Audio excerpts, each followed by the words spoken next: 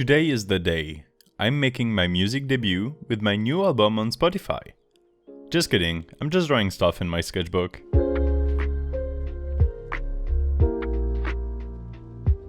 Well, hello there, I'm Detroit. Sometimes when you are looking for something to draw, the best inspiration you can get comes from looking around you. Looking at trees, you might get inspired for a lovely abstract pattern, or rivulets of water on the window of a car when it rains. Or, alternatively, you can literally draw what is around you. Which is why I decided to make an almost exhaustive list of all my possessions. I am literally drawing all the things I own. And I have a lot of things, so this is gonna take a while. In fact, this drawing is going to take a whole week. Yes, this is part 1. I will be filling the entire double page. For this week's video though, it's only the left page. If that isn't a good incentive to subscribe, I don't know what is. Hi, Editing Detroit here. I recorded this audio about a week ago, and I was telling you to subscribe so we could reach 1,000 subscribers. Turns out this happened yesterday, on the 20th of October. I'm super excited for that, of course. So I'm just removing the part where I said there were only 950 something subs. Enjoy the rest of the video. Alright, so the exhaustive list of my possessions. From my desk, I can look up and see quite a lot of things. Because it's a lot, I decided to do it kind of in a logical order. Behind my desk is my kitchen, so I'm starting with that. Forks, knives, plates, all this kind of stuff. I don't want to bother counting my silverware, so the numbers are a bit random. Obviously, I have more than 2 forks, but it doesn't add much interest to the drawing if I draw the 17 forks I have. Yes, I did count the forks just to make a point. Something else you can note is that there is a lot of nondescript bottles and jars. It's hard to differentiate between a bottle of olive oil, vinegar, wine, and dish soap. But even if you don't see the difference, it is there for me. Same for the jars. I have jars of, like, legumes, marmalade, and pâté, but they all look the same. So that's for the kitchen bit. I added an oven so you would know what you were looking at. I didn't draw a fridge, or a sink, or the electric cooking plates because they are technically not mine since they came with the apartment. I'm keeping them in mind for the second episode of this drawing though, just in case I need some filling near the end. Anyway, after the kitchen I decided to go for a sports theme.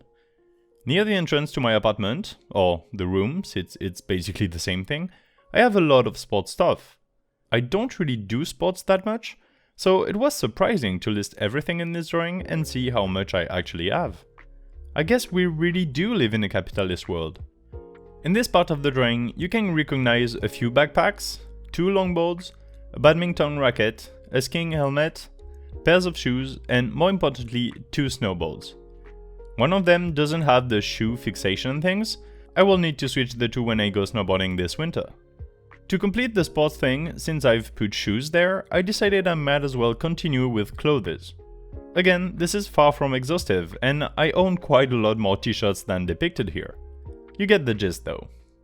After that, let's see, we have a few games that were hard to represent. These are on a shelf next to the bathroom. There's a Scrabble board, a few card games, a set of dice for Yahtzee, and a checkerboard. In fact, I have many more games, but they are very hard to draw and discern between each other, so I moved on quickly. Also, they are all quite small. I don't care much for the size of things I draw, so nothing is to scale, but I do still want to mix and match all my possessions.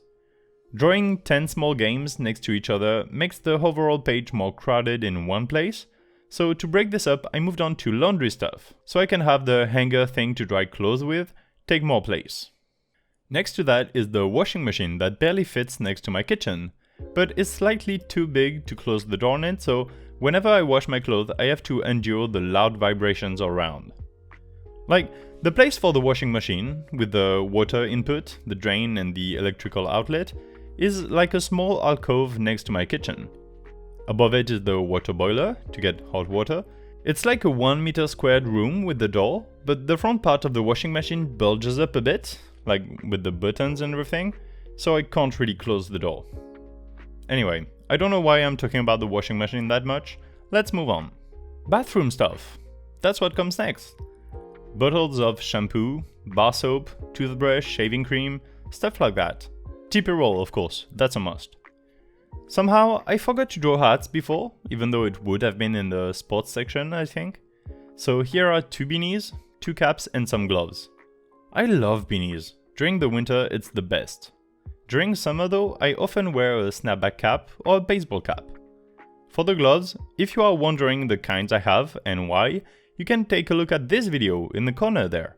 I made a drawing wearing successive gloves just to see what it was like. It was funny to make. I won't spoil it, but snowboarding mitts are not made for drawing.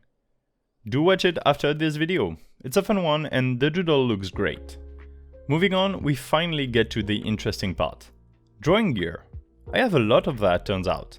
4 full shelves of pen cases and boxes, inks, sketchbooks, pads, brushes, you name it, I probably have it.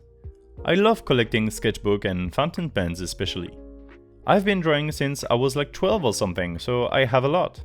Again, this drawing cannot be exhaustive, but I drew some of the things near my desk, and then things on my desk.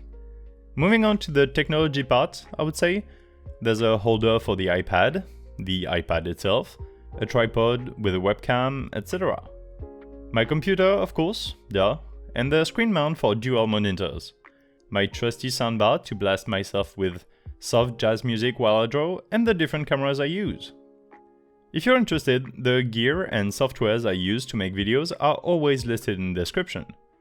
The footage you're seeing comes from 2 Logitech webcams that I randomly place around my drawing pad and above it. Honestly, they are not that great for drawing and the focus is always a mess to set up, but they work. I used to use a digital photography camera which had better quality, arguably, but I was forced to stop and restart recordings every 30 minutes. Then I had to transfer the SD card files to the computer, then sync up the footage, etc.